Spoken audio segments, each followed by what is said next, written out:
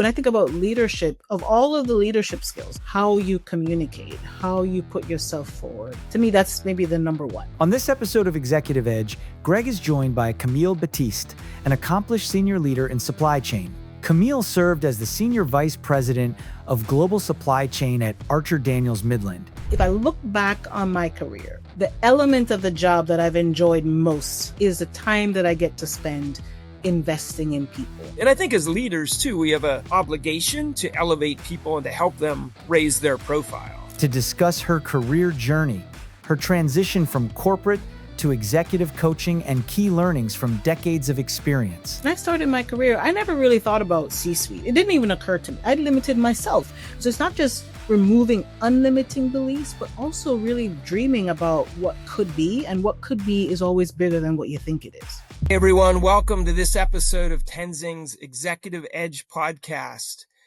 Today's guest is already well known in the supply chain and procurement community, and now she's on to something new. Camille Batiste is with us today, and Camille is an accomplished senior leader in supply chain with an impressive track record of driving transformation and innovation across global enterprises. Most recently, Camille served as Senior Vice President of Global Supply Chain and Procurement at Archer Daniels Midland, where she also held the role of Chief Supply Chain Officer for the nutrition business.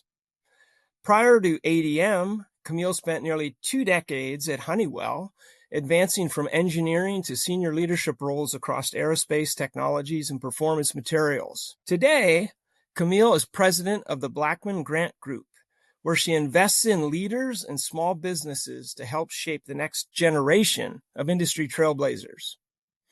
Recognized as one of Illinois' top businesswomen and women worth watching, Camille has also advised on the White House National Infrastructure Advisory Council and served as board chair of the Institute for Supply Management. Welcome, Camille, and thank you for joining us today to share your story. Thank you, Greg. Happy to be here. Yeah, it's so nice to have you here and to catch up with you again. It's been a while since we've talked. So let's start at the very beginning. You grew up in Jamaica. Tell us about growing up in Jamaica, and how did you get the chance or the opportunity to come to the United States and go to college here? So yeah, thank you again for the opportunity. I'm looking forward to the discussion. I grew up in Jamaica, and I don't know, when you grow up on an island, I think every kid kind of dreams to explore the world, right? Because there's only so much you can do on the island. But I had a fantastic upbringing. I hear the same thing from people who grew up in Asian households. You're very much, education is the end all and be all. And there's really only a few paths that you're allowed to take to be considered successful. You're either going to be a doctor, you're going to be a lawyer, or you're going to be an engineer. And so I kind of had to choose from one of those. But I had a very supportive family. I'm number 5 of 6 children. Always had the best of the education that Jamaica had to offer. And it was always because that's where my parents wanted to invest. We used to joke that we didn't have the latest clothes, we didn't have the latest gadgets, but if there's anything to do with our education, that's where our parents were going to spend the money. So when it was time to think about college, certainly I considered staying at home. One of the challenges I had with going to university where I was is the one university at the time was University of the West Indies. And there are 3 campuses, one in Trinidad, one in Barbados, and one in Jamaica. Well, I always wanted to double something. I didn't want to focus on one thing. So I knew I wanted to do something in business or something like economics, and I wanted to do engineering. Well, the business school is in Jamaica. The engineering school is in Trinidad.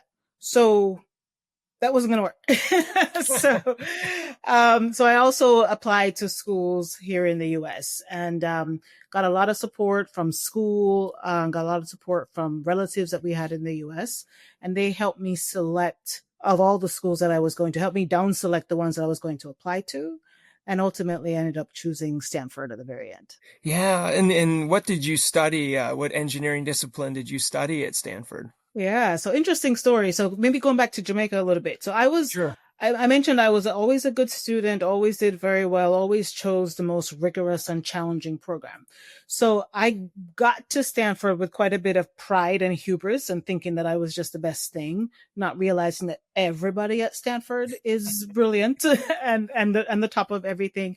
So we had this class where you went through all of the different engineering fields, and I remember asking the question, well, which of the engineering fields pays the most coming out of undergrad? And the answer was it was chemical engineering or petroleum engineering, quite similar. So let's just go with chemical engineering. And then my second question was, which is the hardest, which is the most rigorous and just the most difficult? And the answer was chemical engineering. And so I thought, well, yeah, I'll just pick that one. Oh, and also because I had a background in chemistry and really loved and excelled in chemistry classes. So that's really how I ended up choosing chemical engineering. The second reason is my dad's an engineer. And I remember, so I chose chemical engineering and economics because I wanted to have that business tie. Mm-hmm. And most people don't know this, but Stanford doesn't have, or at the time didn't have, an undergraduate business program. So my alternative there was economics. So the other reason I chose engineering or stuck with engineering is there came a time when the engineering curriculum became more and more difficult, more and more theoretical and high level, and I wasn't loving it. And I remember calling my dad once and saying, Dad, I'm doing these 2 degrees. I'm not really enjoying engineering. I think I'm just going to, drop engineering and major in economics. And my father said, Camille, we are paying for an engineering degree. If you decide to add something to it, you have a hobby and you want to do economics, that's fine. But what we're paying for is an engineering degree. And so I got the message. Thank you, sir. Have a good day. And so that was my encouragement to ensure that I complete what I started, which is a lesson that he always taught us. If you start something, be sure that you finish it. Right. And so I finished it. That's good advice. I use that with my children as well. Finish what you started. You may be able to change, but at least finish out the season or finish out this segment of it. I'm also an engineer by degree myself. And there were times when I'm like, well, when am I going to use this physical chemistry that I'm learning, or drawing a free body diagram in some advanced physics class, right? You just wonder. But I think what it teaches you is a lot of discipline and how to stay organized and critical thinking to examine a lot of different facts and come to conclusions. So that's really, really great. So you had this economics, sort of, would I call that a minor and an engineering major? For us, we had the opportunity of actually majoring in both. So I did end up completing the degree in both.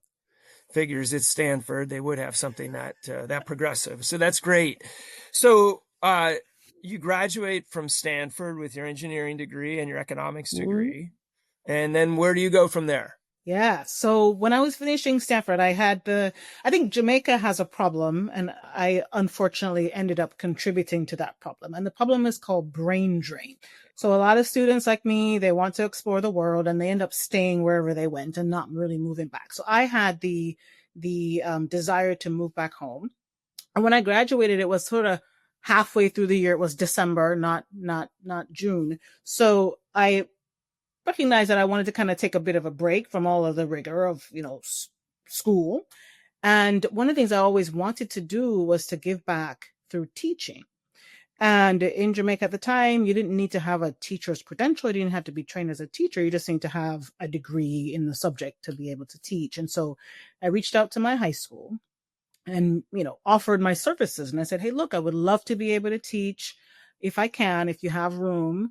And here are the subjects that I can teach. I can teach economics and I can teach chemistry. Those are the two that were aligned with what I just spent the last 4 years learning. Well, my the principal at the time said, well, Camille, we'd love to have you. We don't need a chemistry or economics teacher right now, but we do need a physics teacher, which physics is like my least liked subject, hated it. We had the choice to do advanced physics in high school. I chose to not. I chose French instead, not interested. And so I was like, okay, well, I guess I gotta do physics. So I was a physics teacher. I finished out somebody else's year. And honestly, Greg, I loved it. I loved the engagement with the students. I felt like when you're teaching physics, you're not really having to deal with maybe some of the other challenges of high school students. So the students who are in physics class have chosen physics. So you have a student who is already motivated, right? Self-motivated. I didn't have to deal with discipline issues and things like that. But I find that people tell you when you want to learn something, teach it.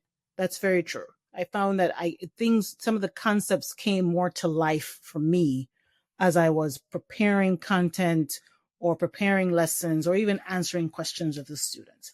And one of the biggest things that I loved about teaching, and it may go to why I've now moved into executive coaching, is when you meet those students years afterwards and you see what they're doing and recognizing that you had a part in their development, it is one of the most fulfilling things, one of the most fulfilling feelings that I've ever had is when I run into one of those students and realize that I was a part of their development. Excellent.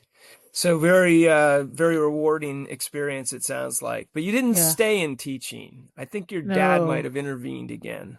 Is that right? He did.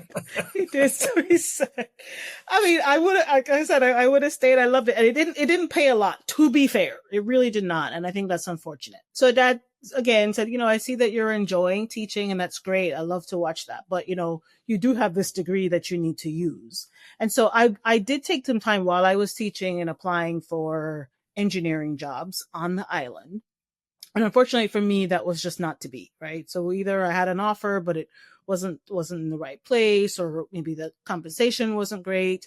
I almost had an offer with a very large company in Jamaica, but somehow somebody didn't follow through on, the onboarding paperwork or something. For whatever reason, right? The heavens know why it didn't happen for me there. So I actually moved back to the US and continued my job search there. What was interesting about that is while I was back in the US, I guess my resume was circulating in Jamaica. So someone who worked for a company called Kaiser Aluminum got a hold of my resume. And so Kaiser has mining operations in Jamaica, or had, this is all past tense. This is 30 years ago. Mining operations in Jamaica, refinery operations in Louisiana. And so the job that they offered me was to move to Louisiana and work there for 2 years, understand some of the issues, challenges that they have with processing the product from Jamaica. And then after 2 years, move back home, which was what I wanted. So I thought, oh my gosh, this is the perfect opportunity, right? I do want to move back home. This kind of gives me some experience in the US and then a path to get back home. Unfortunately for me, or for Kaiser Aluminum, I remember when I was packing, so by the time I was living in California and I was packing my bags, and I had a roommate at the time, and she said, Camille, I know you say you're going to spend 2 years in Louisiana, but I think what's going to happen is you're going to get married and you're going to end up staying there. And I was telling her, there's no way that I am going to stay in Louisiana. I'm not going to marry some Louisiana man. Are you kidding me? No, I'm going home. I'm going to spend my 2 years and I'm going home. Well, it must have been a prophecy, because I moved there in February. I met this man in June. I was engaged in September, and we got married a year later. So, and that was 30 years ago. So unfortunately, I ended up not moving back home. We still have a chance, I guess. Maybe I still will, but so far it hasn't happened for me. Well, but it sounds like a good experience. I just think that that roommate, how did they know? I don't know. I don't know what she saw, but did you resist it at first? Did you say, my roommate predicted this? I don't want this. I don't want her to be right. Actually, no, I didn't even think about it. I think it's after the fact. We're probably engaged for a while, and I kind of said, she did tell me I was gonna end up staying in Louisiana. So you stayed in the States, but I think you eventually moved on from Kaiser, right? I did. So once I got married, since my job was moving to Jamaica, I left that job. I did work there I worked in Jamaica with Kaiser for about 4 months before I got married. So when I came back, I had to leave the position because the position was moving to Jamaica. And then I went back on the job search. And really, this was just a newspaper ad. Honeywell was looking for a process engineer. I had all the background and, applied for the job and got an offer about 6 months after getting married. So yeah, and that started what is really what I call the basis of my career. I feel like my Honeywell career is what taught me leadership, what taught me execution, what taught me disciplines. The 20 years at Honeywell is really what made Camille the leader that she is today. Yes, yes. And you worked in a variety of positions there, I right? did. Yeah. So I started as an engineer, and in my role as an engineer, one of the things that we were really focused on is understanding the material flows and really looking for losses throughout the process. And what I learned after the fact is that as we were kind of doing this technical work and looking for losses, I was also beginning to understand what the business processes are, how we make decisions, and how not just how process flows or how material flows, but how information flows. And the reason that was important is a couple of years in, while I was learning engineering and actually getting certified as a Six Sigma black belt, we were about to implement SAP. And so the SAP implementation team was looking for people who understood the production process, but also understood the business process, because that's how you're going to design how SAP is going to be implemented in your business. And so they asked me to join the SAP implementation team, and I started by helping with go lives in other parts of the business, and then using that knowledge to help to craft, okay, what is it going to look like? Because we were going to be the first continuous manufacturing operation that was going on to SAP. Everything else before that had been discrete. And you really feel like at the time, SAP was sort of designed for discrete manufacturing, not continuous. So it was good that I could understand how the system works and think through how can we creatively apply this system to the continuous manufacturing. So and Camille, go ahead. Sorry to interrupt, but Please. what continuous operation was that? Was that a chemical production operation? It was. This was specialty chemicals. We were in the refrigerants business based in Baton Rouge. Yeah. Okay. Yeah. And continuous and discrete are very different, right? People are like, well, what's the difference, Greg? And I always say discrete, you sort of can count the items coming off the line, right? Mm-hmm. There's one phone, there's one car, there's one, but in continuous, obviously, it's just a continuous operation where like chemicals, or I always tell people laundry detergent, you're making big batches from a recipe and it's continuously running. So I just wanted to make sure our listeners understood the difference between continuous and discrete. So thanks for letting me jump in there with a public service announcement for our guests. Absolutely. So you're implementing SAP on a continuous specialty chemicals operation. And so again, this was back in 2001, I believe. And if anybody's old enough to remember this, this was when the EU had just come together and GE had a bid to purchase Honeywell. And we went through a lot of due diligence activity. GE people were in our plants and having conversations and offering jobs. And I actually had an offer to be a Six Sigma black belt working for GE. Well, if you know the story, the merger was not approved by the EU. It didn't happen. And so all of that went away. Well, in the meantime, I had actually mistakenly applied for a job in procurement. And I say mistakenly, I thought I was hitting save. I did apply. And I remember thinking, I'm just going to hit save on this. And then I'm going to go talk to GE. And if it's a positive discussion, then I won't continue. If it's not positive, then I will. Well, it was a positive discussion. But when I did hit save, it actually said, you have applied for the job. And I thought, oh, mistake. But good thing, because the GE opportunity didn't happen. And so I had applied for this role in procurement. And when I thought about applying for the role, what came to mind is, do you qualify for the job or not? And there were positives and negatives to that. I didn't qualify because I had no background in negotiation, no background in supplier relationships, none of the things that are traditionally procurement.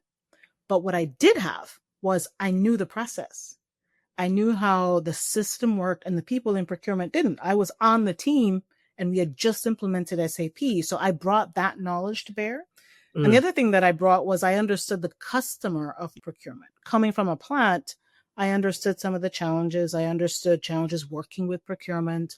I understood challenges working with suppliers. I knew which suppliers were good ones and which ones weren't. So also bringing that to bear. And I use that even in my coaching when people are kind of concerned about taking on a new role. The question is always going to be, what can I learn from this new opportunity, which I had a lot to learn, but also what can I bring? And if you have something to bring, then that is a role that you can consider. Sometimes people think that they need to check every single box. No, Sure. I've never checked every single box for a role, but I do check some. And then I also bring some things that maybe they didn't even think about ahead of time. So you move into procurement, Yeah. and I think you ascended quite well within the procurement organization there. Yeah, True? I bit the procurement bug. One of the things I love about procurement, and sometimes procurement people don't realize the power that they have. I was pretty shy. Maybe I'm still shy. I don't know, but I was very shy back then, and really didn't. It was very difficult to kind of step out there. But what's really cool about procurement is when you're in procurement, you are representing the organization. So it's not Camille Batiste speaking to a salesperson or speaking to a potential supplier. It is the organization. It's Honeywell. And recognizing that I'm representing Honeywell actually gave me a lot of confidence. And that's really what built my confidence as a leader, is because I had to, once I had the mindset that, you're not every supplier who wants to do business with Honeywell in this space that I manage has to come through me. And so Right. I realized, oh, okay, then I can actually relax, if you will, because it's not about me. It's about making the right decision for our company. And that's an objective decision. And so I had to worry less about maybe how I'm coming across or what I look like. And so I actually found it quite energizing and confidence boosting for me. And I tell people who maybe within the company, sometimes procurement is not really viewed as a strategic function. And so internally, you might feel like maybe what I do doesn't matter. But when you look to the outside and the value that you create and the image that you build for your company, I found that being in procurement was actually tremendously helpful to boost my confidence as a leader and to prepare me for leadership positions later on. Did you find it also valuable way to learn about the business, because you have these stakeholders out in the business, right? You're not really buying anything for yourself to use, right? You're helping the other functions spend the company's money in the most valuable way, right? And a lot of folks think it's just procurement's there to drive compliance and to slow things down and to make it miserable for the suppliers. And we all know that's different because we've been there.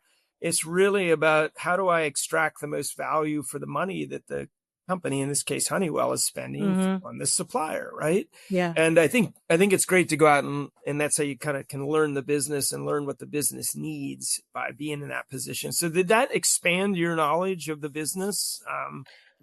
As you worked your way through the procurement ranks? Absolutely. And I think sometimes that came through either making some mistakes and also doing some things the right way. And so some examples of mistakes would be where we in procurement tend to communicate in our own language, right? We talk about things like price savings and even cost savings to a certain extent.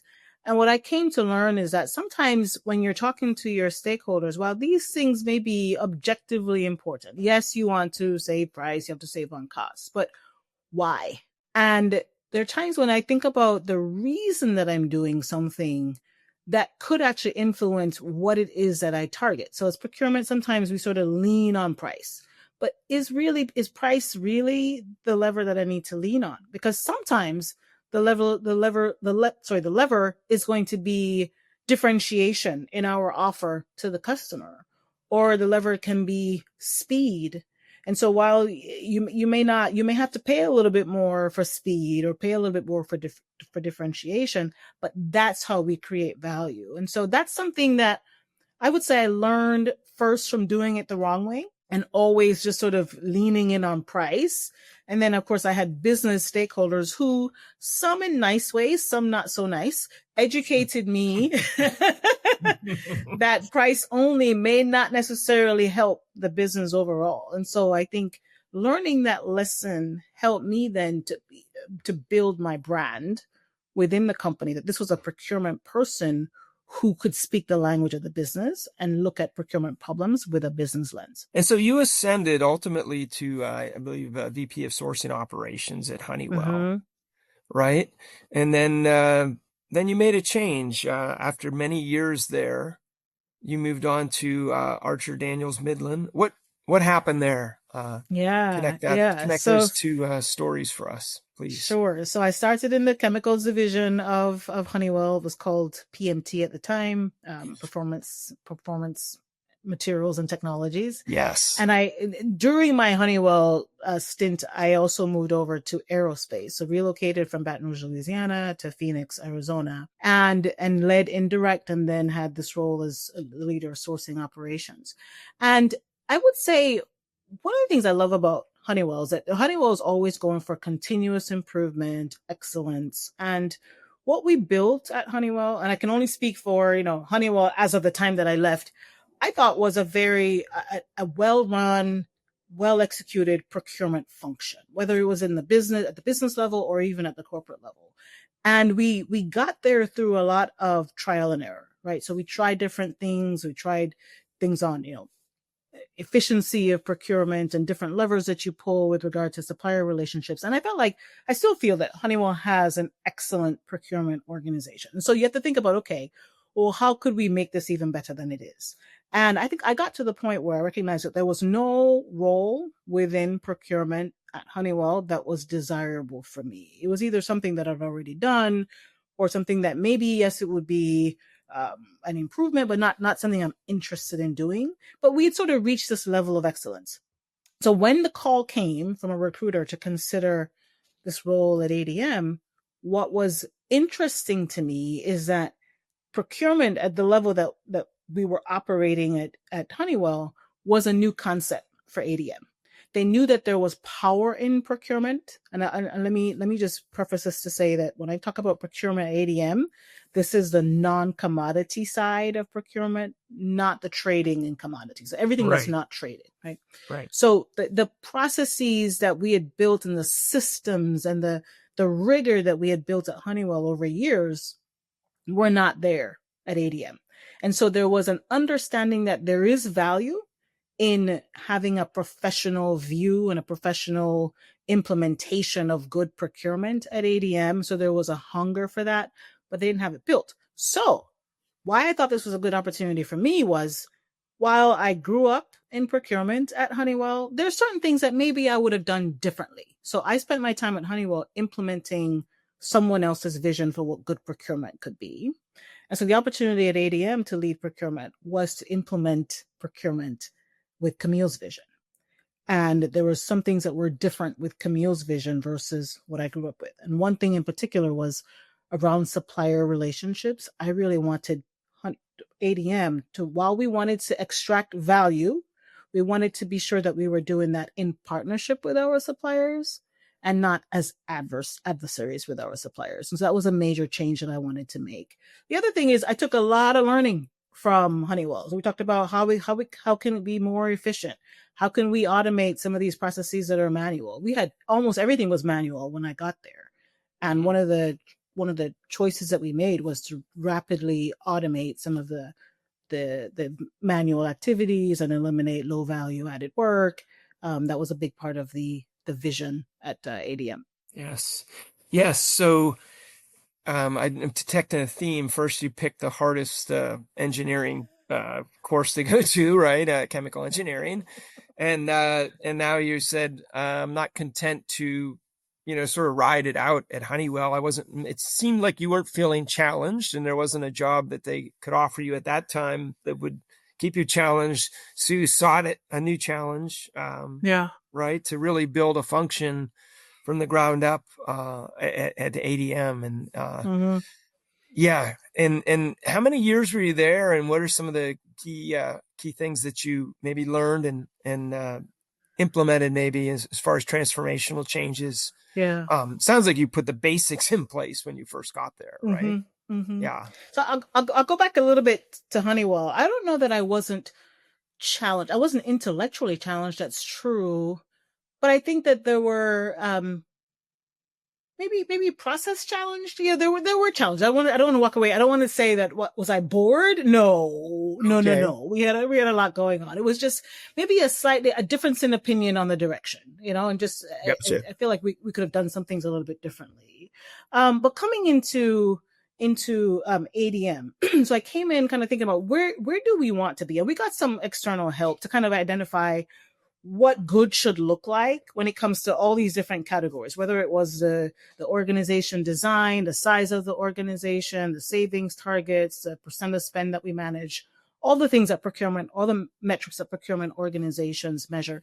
And we established a vision of where it is that we wanted to go over the next 5 years. So between me, the leadership team, and others on the team who really had a vision of really making this a function that could be seen as a trusted business partner, here are the things that we need to do.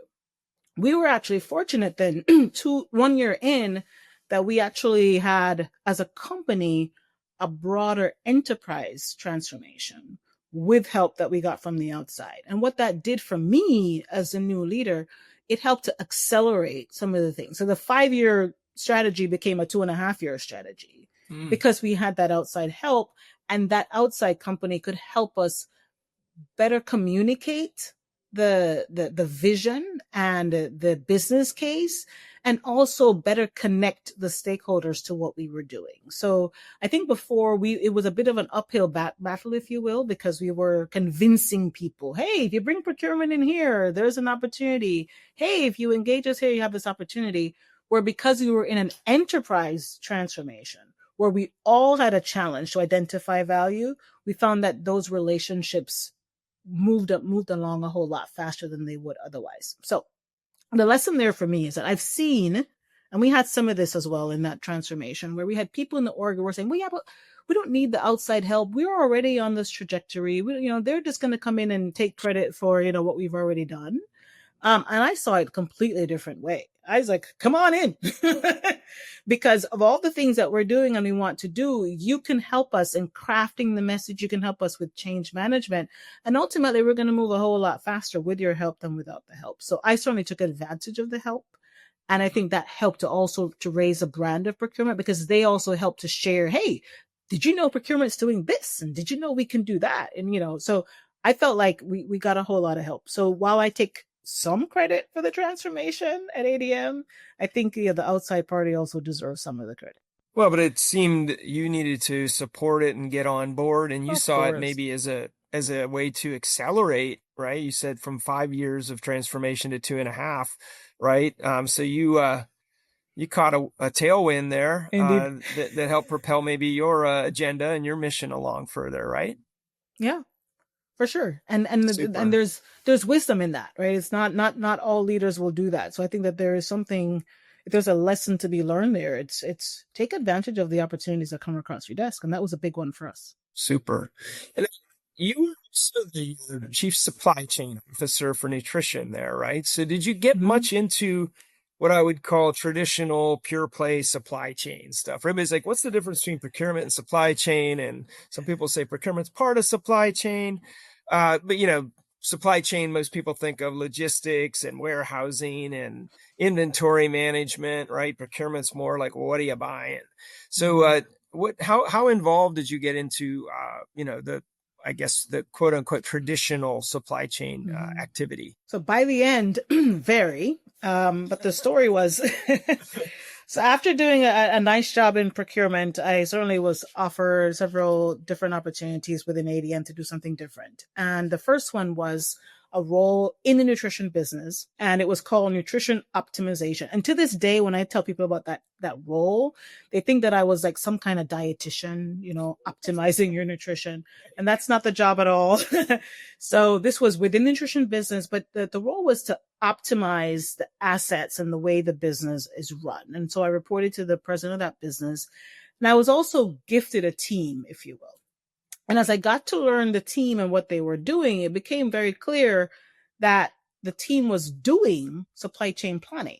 They didn't call it that. They said, we are business optimization leaders. Yeah, but what do you do? Well, we connect the demand signals that are coming in from sales to how the plants are operating, and we make recommendations on how the plants can run so we meet the needs of the customers. Oh, that's actually a profession.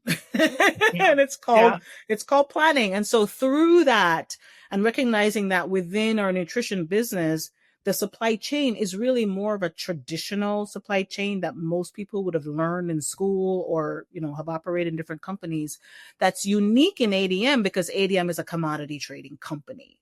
And so what we found is that this version of supply chain was new in some of those businesses. And so we wanted to actually establish a supply chain function for this business. And as we were kind of brainstorming what that could look like, the thought was, these concepts are good for nutrition, but they also apply in some parts of our commodities businesses. So we decided to establish a supply chain function to support the enterprise. And through that, I was promoted to reporting to the CEO, joining the executive committee, and charged with establishing a global supply chain function for ADM. Yeah. Through that time and doing a lot of different things, including taking on the transformation role, but we'll put that to the side. And over the course of people moving around, by the end, I had this planning organization. I was running planning and logistics for nutrition. And then through the years, I took back procurement, all of it. And so that included the procurement team for nutrition. We had actually combined direct and indirect a few years before that. So I took all of that back. So we had the procurement for the enterprise, which included this business. And then about a year before I left, we brought in the manufacturing. So when you think about maybe the simple version of supply chain of plan, source, make, deliver, by the time I had my last year and a half at ADM, I had the plan, source, make, deliver for the nutrition business. You can see the whole thing end to end then. Yeah. Right? Yeah. Oh, that's great. Was it more, I guess, fulfilling to sort of see that bigger portion of the business and how well all your teams fit into that? I think so, and I'll tell you why. There are different ways that you can run a business, right? You can run it holistically with all of the functions kind of all talking to each other, or you can run it in a functional structure. And I've worked in both, and both have pros and cons. I think one of the cons in our experience was that all the functions went almost all the way to the leadership. And so if there are any challenges at a plant level, what you found is that a planner at a plant is having a conversation with a production person in the plant. If you think about reporting structures, they're reporting to different people all the way to the top of the company. And so issues weren't being solved at the right level. And so the change that we made to support the nutrition business at the time, which is very different from some of the other businesses at ADM, was to bring that down a notch so that we actually had more leaders who were more general managers who could actually look at the entire end-to-end supply chain as a whole. And so decisions then were being made at much lower levels in the organization than before. So that was the reason that we brought them together that way, was to solve that issue. And so was it more fulfilling? Yes, because you actually could see now that ideas weren't always having to go to the top problems weren't going to the top to get solved. People were solving issues, and ideas were coming now from the folks who actually see what's happening on the ground. And so to me, that's what was fulfilling, is that you start to see a bit more creativity when you had the decision makers being the people who are doing the work. Right. And to me, that sounds a lot like what's today referred to as integrated business planning, right? IBP. Mm-hmm. Did you call it anything then, or was it? We had a hard time just getting to SNOP. I think that we were kind of, you talked about taking on challenges. So while it was a challenge to kind of transform procurement at ADM, I had willing parties in the procurement transformation. I think the supply chain transformation a little bit less so. And I think, and it's much more complex, right? So when you think about SNOP, for example, I did have people asking me, do we really need to do that? Like, do we really need to have everybody, connected to the decisions? Do we really need to build accountability into the process? And isn't it just a waste of time? There's so many PowerPoint slides. And I just, that mindset shift wasn't quite there yet. So when I think about, people talk about IBP, I think, oh yeah, that's really advanced. Let's just make decisions. So right. I think, again, as we started from the fundamentals in procurement, I think that there was still fundamentals to be set when we established the supply chain for nutrition. Got it. Cool. So now I'd like to switch to today, because you've made a career transition to being now an investor and an executive coach and maybe more. I'd really like to talk about that, because I think, within our audience, there are people like yourself and me who are getting sort of near the twilight of their career.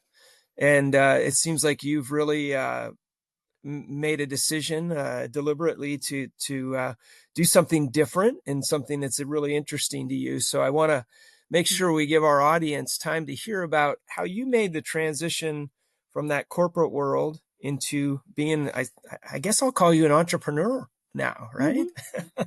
I don't know what I am. So tell us how that came about, and why did you choose to become an investor and an executive coach? Sure. So I'll go back, maybe all the way back to Jamaica. All right. For most of my life, my parents have been entrepreneurs. That's all I have vague recollections of my parents working for somebody else, but it's mostly before I was born. So they'd been had their own business for years, and the same for my siblings. And so I mentioned that I'm one of 6. I'm the only one, or I was the only one that wasn't on an entrepreneurial journey, didn't have their own business. And so I don't know, it's always been something in the back of my mind. And whenever I thought about different opportunities that I had, or when I was thinking, gosh, I should really kind of, jump out on my own, I always had this amazing opportunity show up. An amazing corporate opportunity. And I go, oh, but that's really cool. So let me go do that. There was a time though at ADM, and maybe it was sort of the same kind of decision that I made leaving Honeywell, where I made that calculation. And the calculation is it time for me to step out on my own, or do I stay where I am? And I think in this discussion in my mind, where the balance had always sort of shifted to it's better to stay in the corporate role, it wasn't there anymore. And so to me, it was better to move on. The other personal reason that I made the shift is, unfortunately, I have one of my brothers passed away, and he passed away at 57 years old. And while I'm not 57 yet, there's not a lot of years between me and 57. And so I thought, if this has been a lifelong dream for me, what am I waiting for? So, if I'm going to make the job, am I going to make it now, or I'm going to wait 5 years? Am I going to wait 10 years? Well, okay, I have the opportunity to make it now.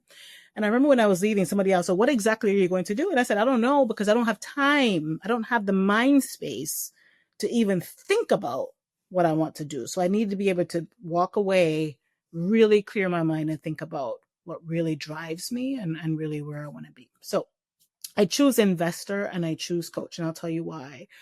From an investor perspective, one of the things that I've never done in my corporate career is to run a business. My parents have run businesses, my siblings have run businesses, and even within the corporate structure, have never run a P&L, and that's something I've wanted to do. And so how I'm solving for that is I could start a business from scratch, and I guess technically my coaching business is a business, or I could buy a business or invest in a business. And I've decided that at my age, I'm not really, I don't really have the energy to start one from scratch. So I'm buying a business. And so I've been evaluating businesses for the last year or so, and looking to purchase my first business. At the same time, I'm investing in other businesses as I wait for that first purchase. So that's the investor side of what I do. And through that, I can bring all this knowledge that I have from large corporations to bear to grow a small business. Now, where my love is this executive coaching. And if I look back on my career, all the way to being a teacher, the element of the job that I've enjoyed most, especially when it comes to leadership, is the time that I get to spend investing in people. And that happened when I was a manager. It happened as a director. It happened as a VP. Happened when I was an individual contributor. I love this interaction with other people and helping them sort of see what is what's already within them. And I recently just did this exercise where you kind of think through, what is your identity and what really makes you tick. And for me, it's about being an encourager. And so Yep. I'm leaning into all of this. Right? Who am I? What do I love to do? And now I don't necessarily have to do it with this mindset of making millions. I just need to do it because I love it. And so I just want to invest now in the next generation of leaders. Right, right. So when you're coaching people, what sort of gives you fulfillment? What do Yeah. you see? What experiences do you have that make you smile? And you've such a Yeah. nice smile, so we all like to Yeah. see that. So, but what makes you happy? Which gives you that sense of Yeah. fulfillment and maybe a sense of pride when you're coaching Mm-hmm. others? So obviously I'll coach anyone who needs coaching, but there is a group of people that are kind of my sweet spot. And maybe it's because I was that person where they're performing very well. They're doing the job that they were charged to do, but somehow they're not necessarily being recognized as high potential. Maybe as high performers, they're delivering, they're getting results, but somehow they're missing the mark when it comes to, but are they leadership potential? But could they really be in the C-suite? Do they have what it takes to take on more and more responsibility? And so through my observations, I've recognized that there's some skills that are lacking in individuals like that some of those, they just need to know that they need the skill. Maybe they even have it but haven't demonstrated those skills. And so when I'm able to sort of open somebody's eyes to, okay, what got you here won't get you there, but here's what's going to get you there, and I'll share that in a minute. That's where I see people open up and go, oh, okay, so if I learn these things, then I should be able to see people will now recognize me as a leader that I know I already am. So it comes to skills around executive presence. It comes skills around communication. And so we talk about that, talk about being in the room and showing up. When I was younger, I'd hide. Like I always felt like I don't want to be around, the VP is coming to visit. I'm going to be in the plant. No, you need to be there. You need to shake hands. You need to make eye contact. And so it's the other side of becoming a leader, about showing up, being in the room, networking, not only getting to know the right people, but ensuring the right people know you. Because when they're in the room and making decisions about you, the last thing you want, and I would say this I put together this course, and I said the last thing you want, if they're in the room and they're saying, hey, I think one person says, Camille she can take on this really juicy opportunity that we have. The last thing you want is for a decision maker in the room to say, who's Camille? It's Right. almost worse than somebody going, yeah, I know Camille and she's But for them to not know you at all doesn't help you. You're not going to get those great opportunities. So it's really helping people kind of see some of that, opening their eyes, and then helping to build on the skills that it takes to not only do the job, but also be prepared for those leadership positions. Right. You reminded me, I remember my very first job at PPG. I was in a plant, and I remember being in a big conference room, and there was a meeting about something. And after that meeting, the materials lead, and he's kind of in charge of customer service at the plant too. Mike Vislany is his name. He pulled me aside and he says, "Hey, Greg," he goes, you're a friendly guy to talk to, outside of the meeting room, right? And you have some good ideas. He goes, you just need to speak up more, and it's okay for you to speak up. I know you probably feel like you're too young, too inexperienced, right? But I know you have got some good ideas. I can tell, and I encourage you to speak up, start to find your voice and speak clearly, because I was quite shy myself, right? And felt intimidated. And so sometimes it's that one person that helps push you. And I think maybe that's what you're trying to do, is to help these people find that part of themselves that maybe they've sort of let atrophy, and they need to build up that muscle. And it's not to be a braggart about yourself or to run campaign posters of how great you are, right? But to make sure people know who you are, to make sure that this and I think as leaders too, we have a obligation to elevate people and to help them raise their profile, right? Yeah. And it sounds like that's a lot of what you're doing, is help people kind of break free from some of the limitations and limiting beliefs they might have about themselves. Is that Indeed. part of And it? it is part of it. And also helping people think through, okay, there's limiting beliefs, but what's true of you? And sometimes I don't know what the word is, the unlimiting beliefs, right? What's possible? Because sometimes too, like when I started my career, I never really thought about C-suite. It didn't even occur to me. Yeah. It was not a possibility at all to be in the C-suite. So I kind of I limited myself, right? Maybe I'll be a director and that's what I'm going to be. And that director is okay, but that's where I limited myself. So it's not just removing unlimiting beliefs, but also really dreaming about what could be, and what could be is always bigger than what you think it is. Right. Right. No, it's so true. Again, you're triggering me. I remember coming out of school and thinking, if I make it someday, I can be the assistant manager like Mr. Waith, who hired me, Frank Waith, and I can be the assistant manager of this plant. And, it just didn't ever occur to me that, the C-suite was even a possibility anywhere. Mm-hmm. And, at 33, I had then moved to GE, where things were much more aggressive maybe than where I was. And I was a plant manager at 33, which, Mm-hmm. I would have lost $1 million betting on that. But, you find yourself, and I think Mm-hmm. it's up to leaders and coaches along the way, mentors, whether that's informal or formal, mentoring and coaching, that to help really, you find that gear that maybe you never knew you had in you. And, Mm-hmm. and I think that's, Yeah.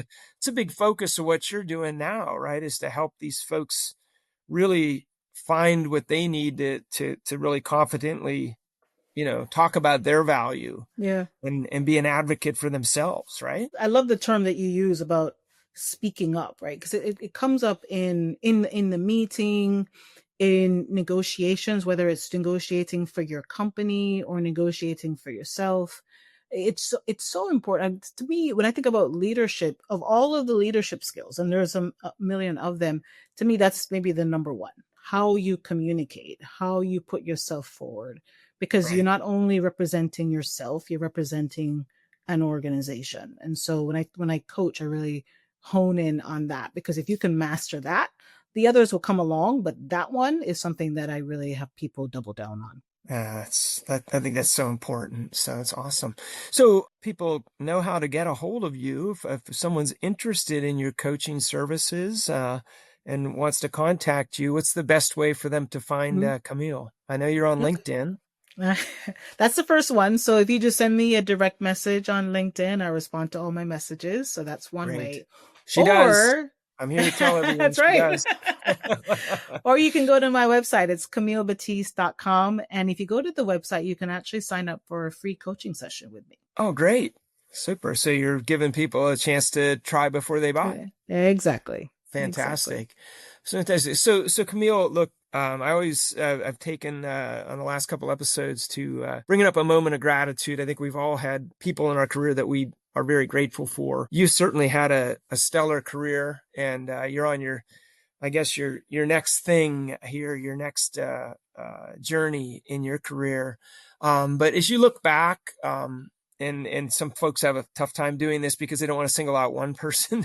But is there anyone you'd like to acknowledge for helping you to grow as a leader, as you've gone through your storied career? So I thought about this, and I thought about like naming every manager I've had in my entire career. And I did. I got all of the Honeywell and all of the ADM ones, and I have them written down. But maybe I'll just say, for everybody who has had to tolerate Camille as somebody that they manage, thank you for your feedback. Thank you for your encouragement. Thank you for encouraging me to go beyond what I thought was possible. But there is one person that I will single out, and I never reported to him, but he did something very off the cuff, but it changed my life. And his name is Gary Smallwood. Gary was a purchasing manager at UOP, and Honeywell bought UOP, and so we worked together on the integration. And during our integration activities, one day Gary stopped by my office and he said, "Camille, I've really enjoyed working with you. I love your approach. I love the way you communicate. I just love your style. And I really believe that you're going to be a vice president in this company one day." At the time, I was a manager. not having any kind of aspiration to anything close to vice president. And I kind of laughed it off even when he said it, but it stuck with me. And when we think about mindset shift, it did shift my mindset to what was possible. And so while I wasn't like looking for the next VP role, but as I developed in my career and the VP role came, the first person to thank for that was Gary Smollett. Great. Now, Gary sounds like he had a good eye for talent, and he saw something in you.